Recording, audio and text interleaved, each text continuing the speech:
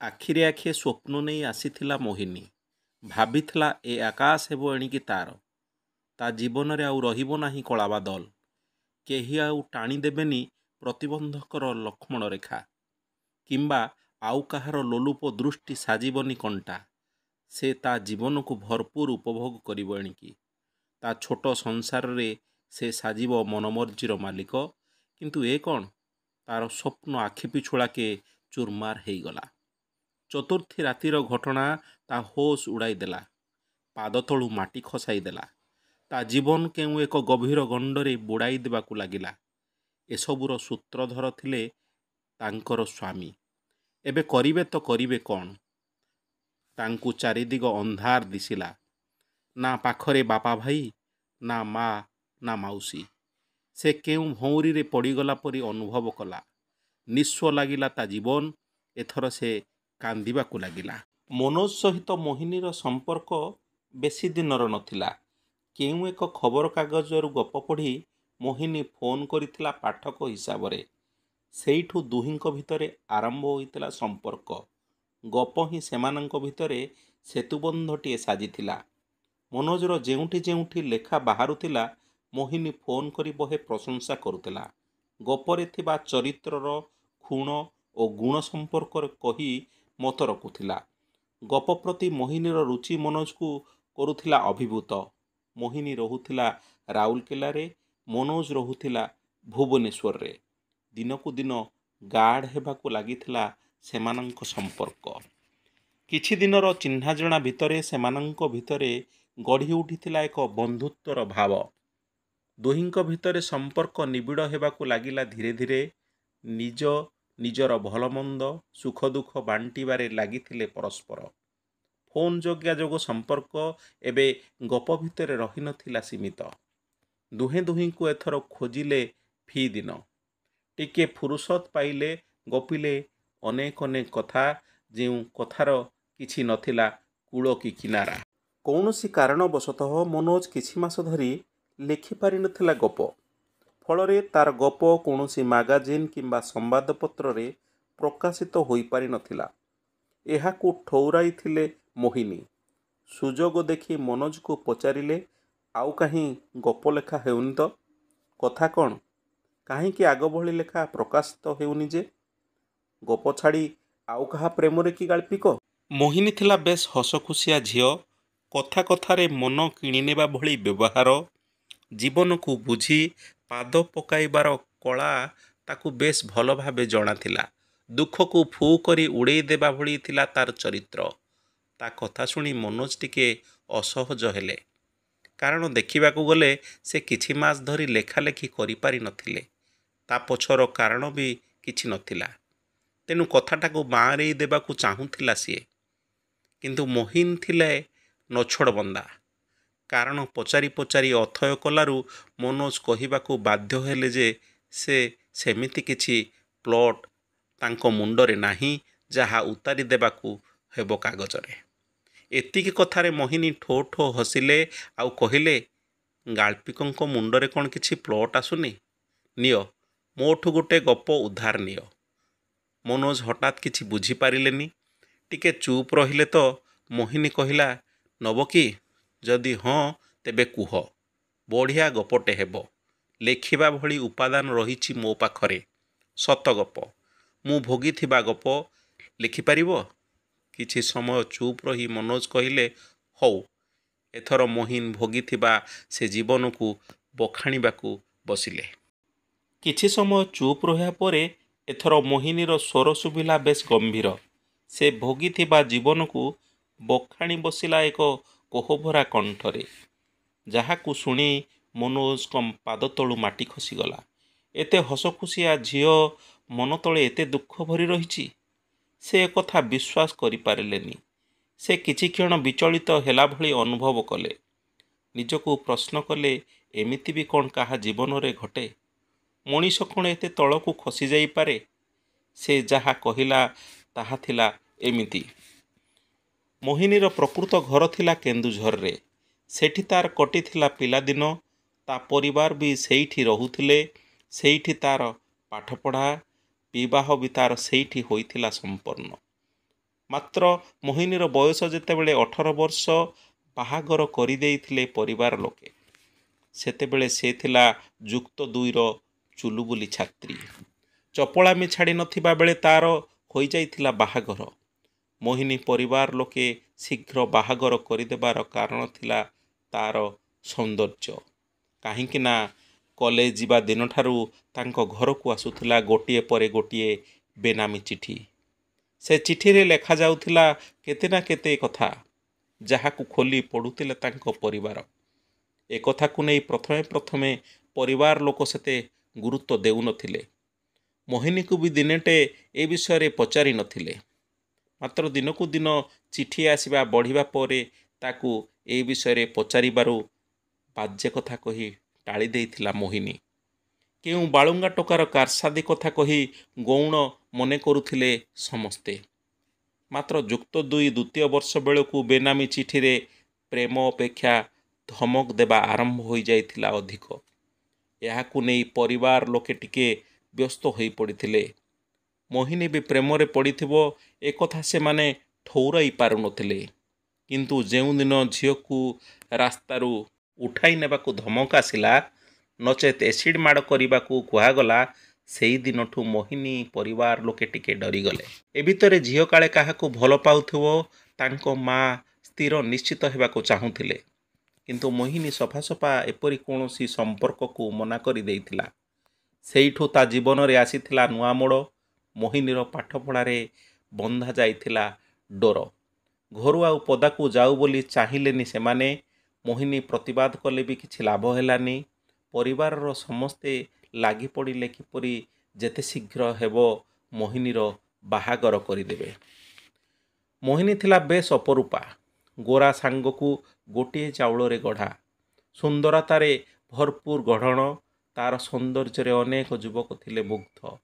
ଆଖପାଖର ଅନେକ ଯୁବକ ମୋହିନୀକୁ ନେଇ ଦେଖୁଥିଲେ ସ୍ୱପ୍ନ। ଏଥିପାଇଁ ତା ପଛରେ ପଡ଼ିଥିଲେ।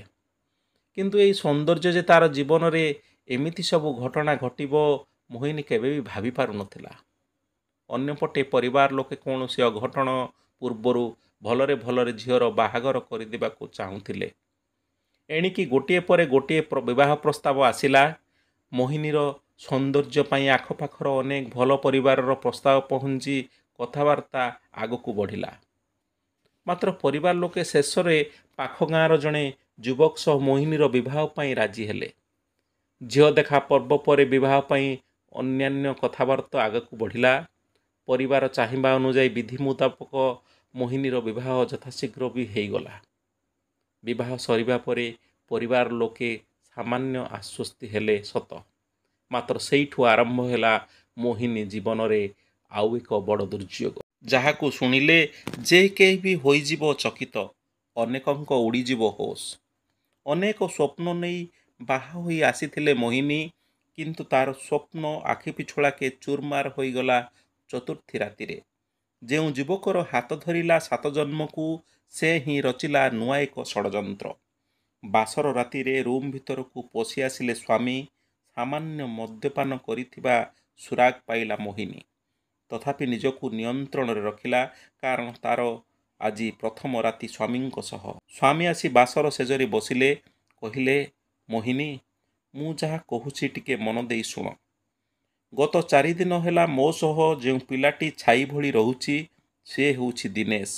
ମୋର ମୈତ୍ର, ମୋର ସାଙ୍ଗ। ଆମେ ପିଲାଦିନୁ ଏକାଠି ଖାଇଛୁ, ବୁଲିଛୁ, ପଢ଼ିଛୁ।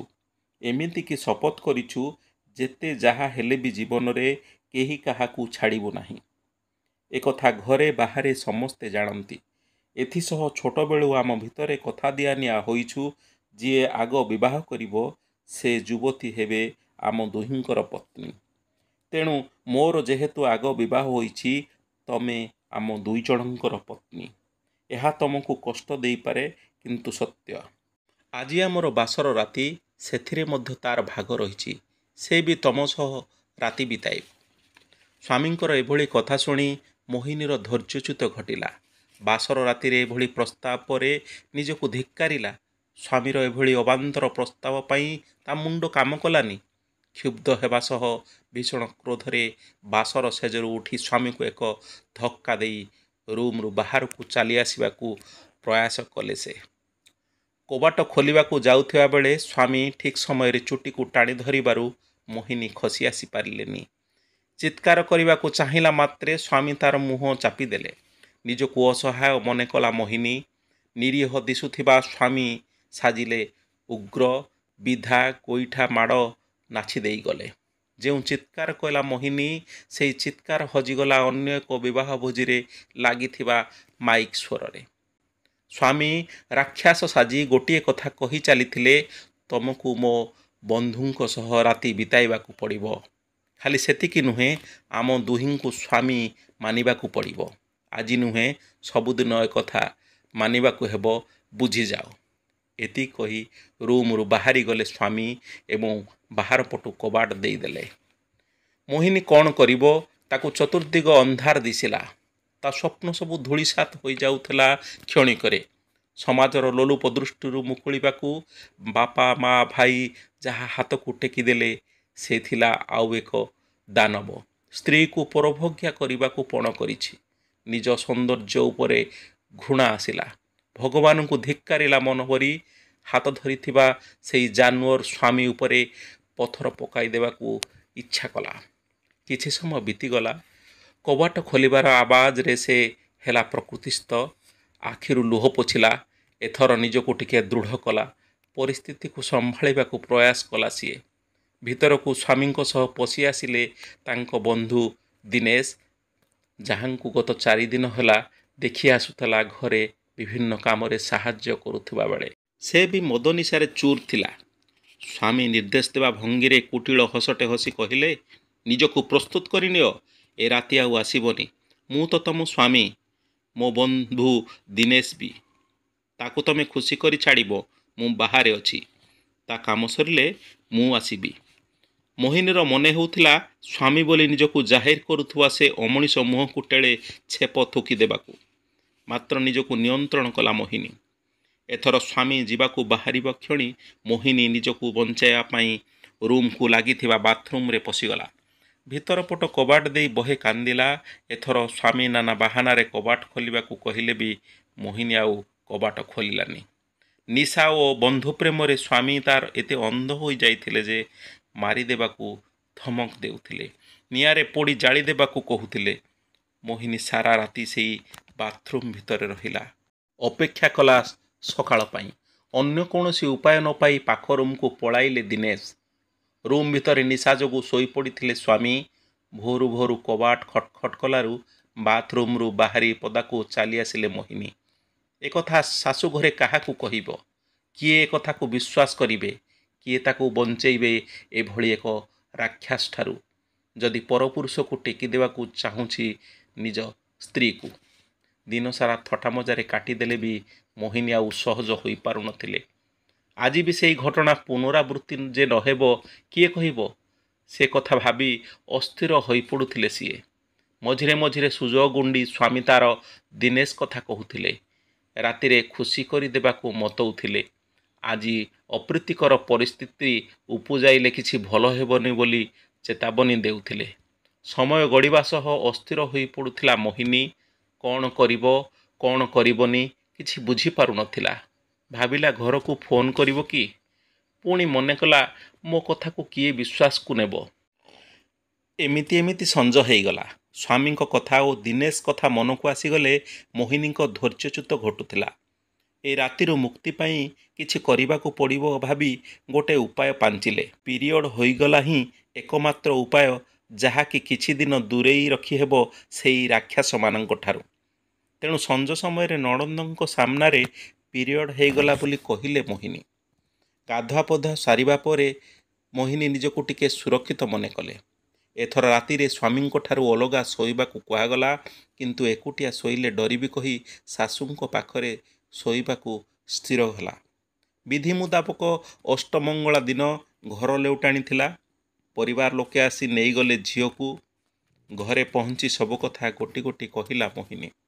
ଆଉ ପୁନର୍ବାର ସେଠାକୁ ଫେରିବାକୁ ଚାହିଁନି ଜଣାଇଦେଲା। ପରିବାର ଉପରେ ଚଡ଼କ ପଡ଼ିଲା ଯେମିତି।